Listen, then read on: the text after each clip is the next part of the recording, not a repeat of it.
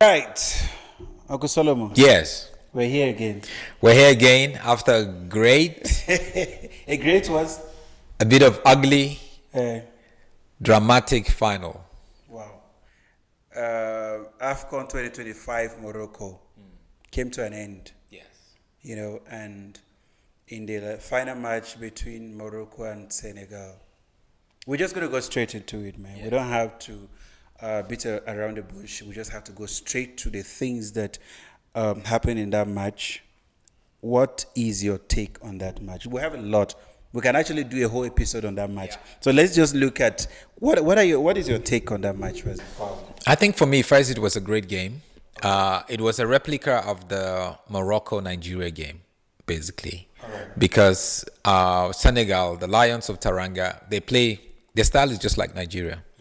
And we could see that the Moroccans maintain the same standard, defend from the halfway line, get the ball, counter-attack.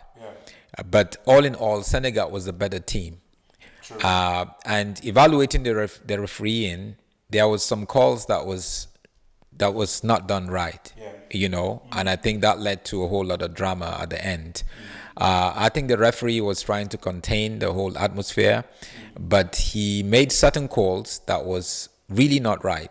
Let's get these. I want to get this from you because there are a lot of views about the officiating in this tournament, especially when it has to do with Morocco. So a lot of people are thinking maybe CAF are the ones that are busy planning these things. But could it be that referees were just sort of panicking as a result of the support from the home fans? Maybe it depends. There are different reasons why referees panic and it affects their officiating. First, I don't want to believe that CAF gave them a blueprint and say, look, this is how we want you. This is who we want to win. No, CAF never does that. But would there be pressure? There might be pressure from some officials. And also now you are in a situation where you live in Morocco. You've been living in Morocco for 3 weeks. And now you're hearing different voices and you're seeing the atmosphere. You're seeing what is online, or maybe the hospitality is really nice.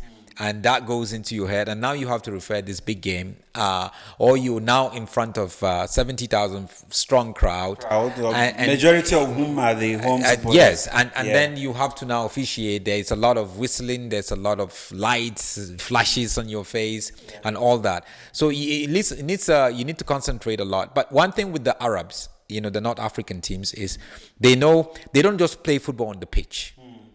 They're not like us, West Africans. Yes, they fall. They know how to waste time. They know how to intimidate you here and there. There was a situation where one of the Moroccan players came and hit.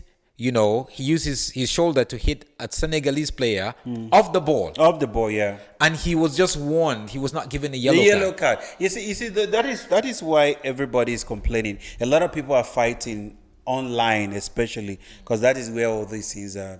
People make a lot of noise about it. Online, you go online, you hear things that people are saying about the antics from the Moroccan players, the officials that are off the pitch. If you look at the things that they were doing, like the goalkeeper, the Senegal goalkeeper, his towel that he was using to clean his gloves were taken away from him. Hakimi. And that is how disgusting the behavior was, that I don't understand as a professional footballer, like Hakimi, African Footballer of the Year, to be behaving in that manner. So if you look at what happened in that game yesterday, I think there's a lot that we can take away from this tournament. And for me, I feel like if CAF don't make a strong statement, number one, they need to ban Morocco and some of their players. There should be repercussions for the behaviors. They can't ban Morocco. Why not? See, there are rules to this thing. Okay. Let's look at the game. Okay. Morocco did everything right. What Morocco tried to do was to use outside influences to influence you. And if you look at CAF rules, I'm not going to punish somebody who's taking the goalkeeper's towel. A player who's on the pitch. There's nothing. Even a player who's on the pitch. Yes. Because he would say, you can warn him, but you cannot ban him. A team can be fined, right? So that is what the Senegalese player, the Moroccan players were doing. No, but it's totally different. You walk off the pitch, because you felt there was injustice. A penalty was awarded. Just a few minutes before then, you scored a goal that was disallowed. There was no reference to VAR. Now they said, there was a penalty, and you went and checked VAR, you gave them a penalty, and now you protest. Obviously, you can protest, but walking off the pitch and staying off the pitch for over 10 minutes was wrong. Right? I agree with you. And I wouldn't want it. I want to feel the refereeing against Senegal was wrong. Yes. The walking off the pitch was wrong in itself. Yes, the moment. Yes, was wrong. You can't go. A goalkeeper has a towel by the goal post, so he can always wipe his gloves, basically using it and for everything, the gloves. right? Yeah. So now you're taking it away from him. Yeah. And you do that not with one goalkeeper, not in one game. You did that in several games. Yeah.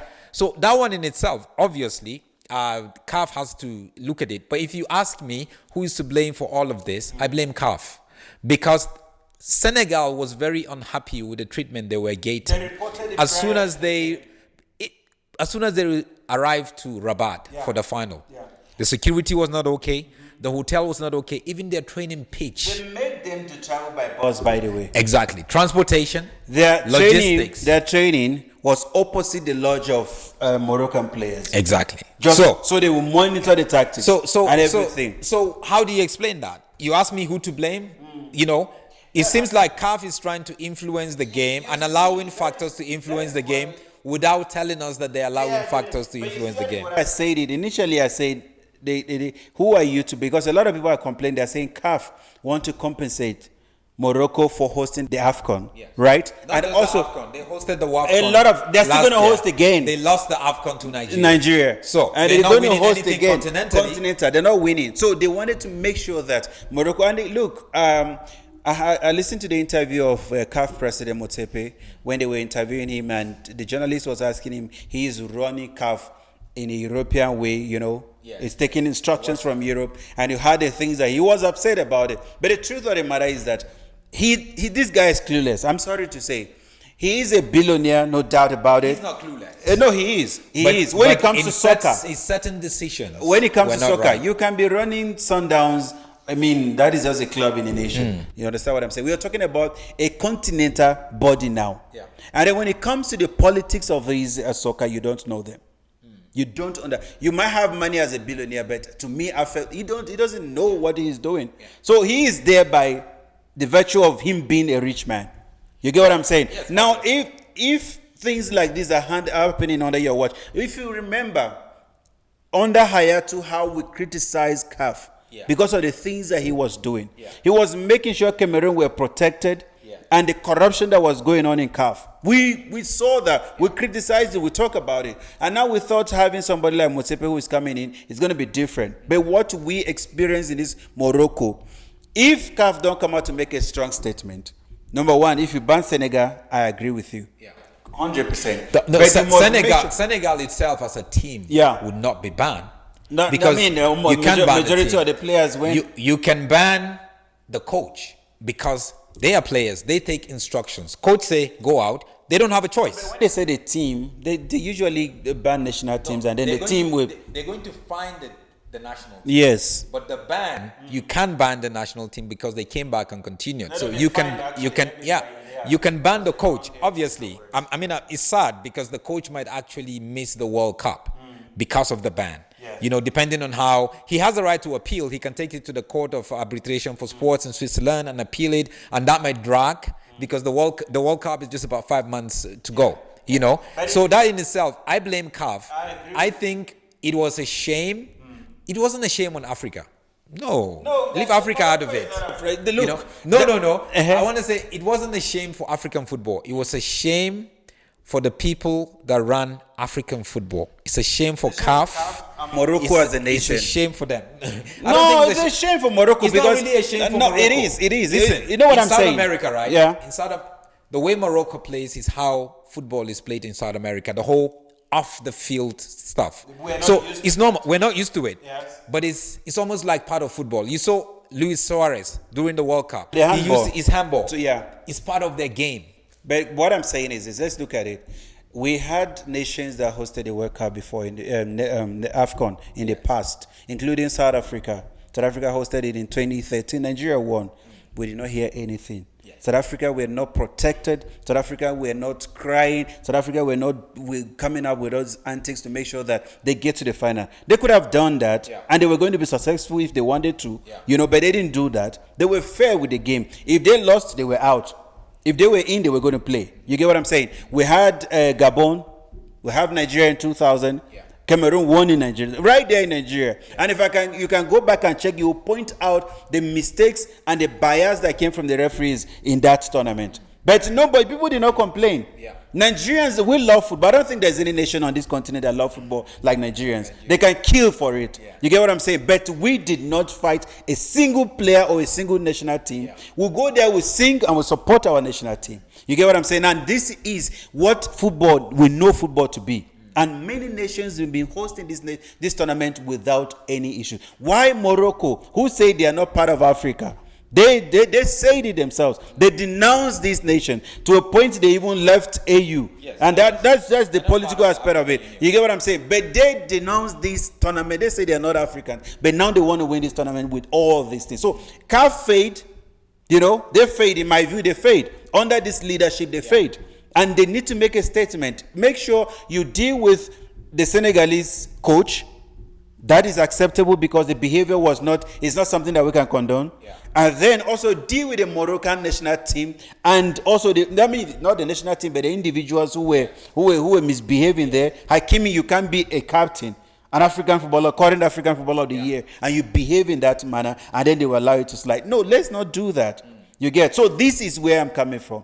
To me, you praise this tournament from the beginning that they've been excellent and all that. We all say that, but yesterday overshadowed everything. No, yesterday was really not what you want to see when it comes to football. It wasn't a good advert for African football, but at the same time, we look at the positives of the tournament. It's a lot of positives, It's unfortunate that we would talk about the refereeing and some of the drama around it much more than we talk about the football. But I want to concentrate on just the football. There was just been an exhibition of beautiful football in the last couple of weeks, and great players, great team, and the standard of African football was exposed there. That look, hey, we can actually play. Now, in spite of the drama in the final between Senegal and Morocco, if you look at the standard of the game, it was a great high elite sort of like standard of play, and we really appreciate that. The last African Nations Cup before Morocco in Cote d'Ivoire, nobody was talking about the refereeing at all. We're talking about the game, the players, and it's unfortunate now. So I think CAF needs to go down and really forget about all these influences that try to win game, that try the refereeing. They need to look at their refereeing again. How do we train them and make sure that they're well equipped? How do we make sure we use VAR appropriately? When you have it, you should use it appropriately. When there's a goal that is allowed, you must always go to the VAR. When you give a red card, you must always go to a VAR. Whether the rule says so or not, you need to change the rules to a way where because it's a goal. If that VAR was checked in that Senegal goal that was disallowed, even if the VAR was but at least they'll be satisfied. At least they will not have a reference saying you didn't check VAR, but now you're checking VAR for this penalty. So we need to be able to equalize all of these things and eradicate any sort of injustice that any nation would feel. But CAF has a lot of work to do. Kudos to Mane though. He displayed a certain qualities of a leader that, for me, I'm impressed with. You see, Mane was, before he actually called all the players back after they gone down tunnel, he spoke to a very legendary. There was a legendary African coach. A lot of people here don't know him. His name is Claude Leroy. He has coached. He's like 76 right now. He has coached in Africa for over 40, 50 years. He had coached Senegal. He came to him, and the moment I saw them talking, I knew Mane was going to do anything that he told him. And from the expression on his face, I saw he was telling him, guys, tell them, just go back to the pitch, finish the game. It's okay. You know, because this is an elder statesman in football. Yeah, He's seen everything. Yeah. And when he was coaching, when he's began coaching, Mane was not born yet. Yeah, true. I agree what you say. Even I saw him also went up there to speak to Diop as well. Diop That also legend. He was was like, there, "Just go play." telling them. And you can understand the frustration of the players. We said it on the show before that we wanted the referee to allow the game to flow. Let us enjoy a beautiful game. These are two of the best teams in this tournament that were playing against each other. And you saw the way in which they approached the game. It was impressive. And for a referee to just decide that he wants to, spoil the game, it was a sad story indeed. But at the end of the day, I'm happy that Mane was able to convince the players to go back and play the game and see how God played it. A lot of people are saying that people are saying a lot of things online. There, somebody said the difference between we Nigerians, right, and the Senegalese players is that the Nigerians say it is where God will do it. And the Senegalese protested. And they displayed it, how they want to be treated. And you have to follow suit. But for we Nigerians, you see, in the match against Morocco, we kept quiet. And we accepted it because we're used to saying, it is well. God will take it. I'm really glad. It's a lesson for African football. I hope we're not going to see another one of it again. But I'm really glad that, the Senegalese, at least they took a stand, but they still came back and finished the game. I'm glad that the game came to an end. If they had gone down to the tunnel and never came back, it would have been a disaster.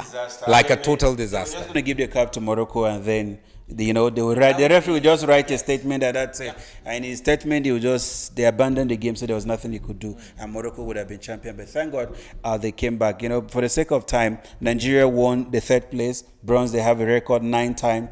9 times. No one is like them in that medal. Even though it's not something that we'll be proud of, but the players were celebrating 9 times without getting into the final. Yes, Nigeria has been very consistent in the Africa Cup of Nations. They've been very consistent. They've been coming close and close, and it shows that there are areas where we need to tweak and change things if we want to not just get to the semi-final and play third place game, but we need to get to the final. We've come 9 times, we came to the semi-final, but we never got into the final, even though we've won the cup 3 times.